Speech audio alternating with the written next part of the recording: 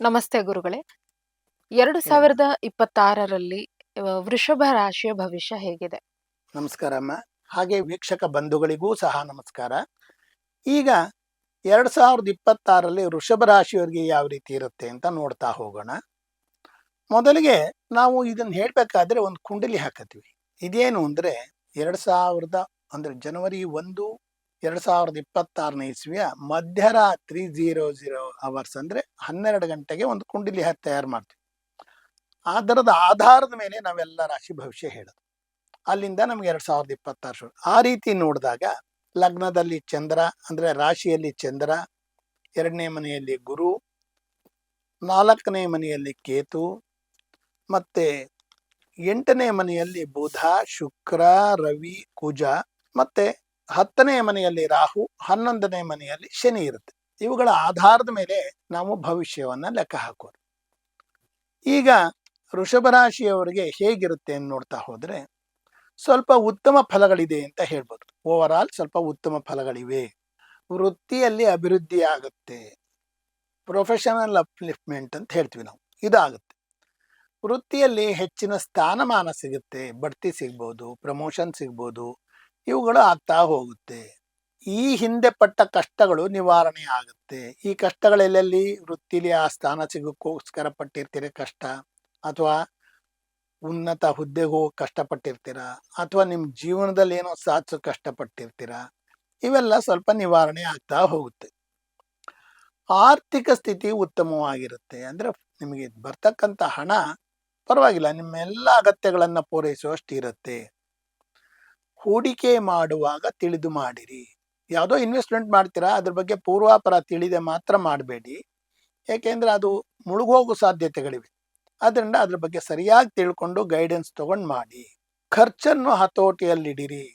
ದುಡ್ಡು ಬರ್ಬೋದು, ದುಡ್ಡು ಮಿಕ್ಸಿದು ಅತಿ ಮುಖ್ಯ. ಹಾಗಾಗಿ ಖರ್ಚನ್ನ ಕಂಟ್ರೋಲ್ ಮಾಡ್ಕೊಳ್ಳಿ. ಕೌಟುಂಬಿಕ ಸಮಸ್ಯೆಗಳು ಬಗೆಹರಿಯುತ್ತೆ. ಕುಟುಂಬದಲ್ಲಿ ಏನೋ ಮುಸುಕಿನ ಗುದ್ದಾಟಗಳಿರುತ್ತವೆ, ಕಾವೇರಿದ ವಾತಾವರಣ ಇರುತ್ತೆ, ಅವೆಲ್ಲ ಸ್ವಲ್ಪ ಕರಗುತ್ತೆ.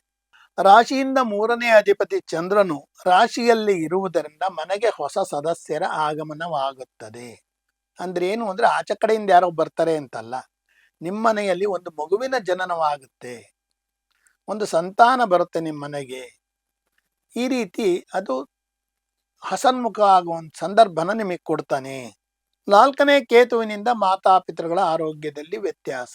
ಕೇತು ತಾಯಿ ಮನೆಯಲ್ಲಿರೋದ್ರಿಂದ ತಾಯಿಗೆ ಆರೋಗ್ಯದಲ್ಲಿ ವ್ಯತ್ಯಾಸಗಳಾಗೇ ಆಗುತ್ತೆ. ಈ ಬಗ್ಗೆ ಮುನ್ನೆಚ್ಚರಿಕೆ ತಗೊಳ್ಳಿ. ಹಾಗೆ 7ನೇ ಕುಜ 8ನೇ ಮನೆಯಲ್ಲಿರುವುದನ್ನ ಸಂಗಾತಿಯ ಯೋಗಕ್ಷೇಮಕ್ಕೆ ಸ್ವಲ್ಪ ಹಾನಿ.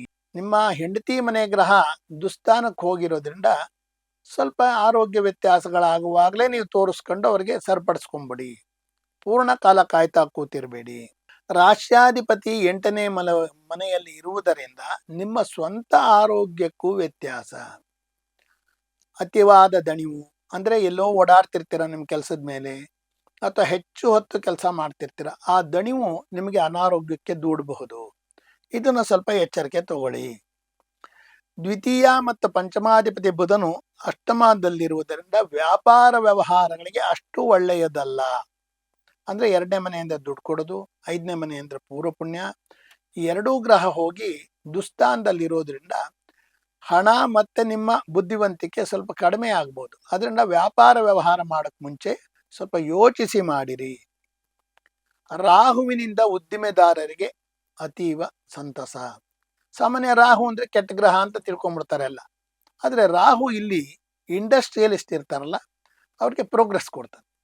ಅವ್ರಿಗೆ ಕಾರ್ಮಿಕ ಸಮಸ್ಯೆ ಇರ್ಬೋದು, ಅದು ಬಗೆಹರಿಯುತ್ತೆ, ಅಥವಾ ಆರ್ಡರ್ಸ್ ಇರ್ಬೋದು, ಅದು ಸಿಗುತ್ತೆ, ಅಥವಾ ಅವ್ರದ್ದು ಎಕ್ಸ್ಪೋರ್ಟ್ಸ್ ಇರ್ಬೋದು, ತುಂಬ ಚೆನ್ನಾಗಾಗುತ್ತೆ. ಅದು ಎಕ್ಸ್ಪೋರ್ಟ್ ಓರಿಯೆಂಟೆಡ್ ಫ್ಯಾಕ್ಟರೀಸ್ಗೆ ತುಂಬ ಒಳ್ಳೇದಾಗುತ್ತೆ. 11ನೇ ಮನೆ ಶನಿಯಿಂದ ವೃತ್ತಿಯಲ್ಲಿ ಅಭಿವೃದ್ಧಿ.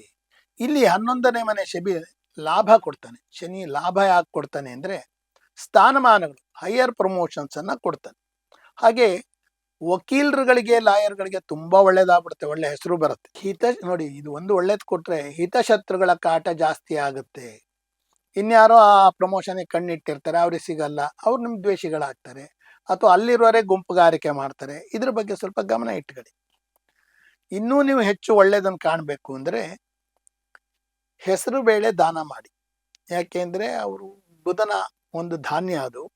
ಹಾಗೆ ವಿಷ್ಣು ದರ್ಶನ, ಯಾವ್ದಾದ್ರು ವಿಷ್ಣು ದೇವರು, ರಂಗನಾಥ ಸ್ವಾಮಿ, ನರಸಿಂಹಸ್ವಾಮಿ, ಲಕ್ಷ್ಮೀನಾರಾಯಣ, ವೆಂಕಟೇಶ್ವರ, ಈ ತರ ದರ್ಶನವನ್ನ ಮಾಡಿ, ಹಾಗೆ ನಾರಾಯಣನ ಧ್ಯಾನವನ್ನ ಮಾಡಿ. ಅಷ್ಟಾಕ್ಷರಿ ಮಂತ್ರ ಬರುತ್ತೆ, ಓಂ ನಮೋ ನಾರಾಯಣಾಯ ಅಂತ. ಅದನ್ನ ಮಾಡ್ತಾ ಹೋದ್ರೆ ನಿಮಗೆ ಒಳಿತುಗಳು ಸಿಗುತ್ತೆ. ಇವಿಷ್ಟು 2026 ವೃಷಭ ರಾಶಿಯವರಿಗೆ ಸಿಗ್ತಕ್ಕಂಥ ಫಲಗಳು. ಓಕೆ. ಧನ್ಯವಾದಗಳು ಗುರುಗಳೇ.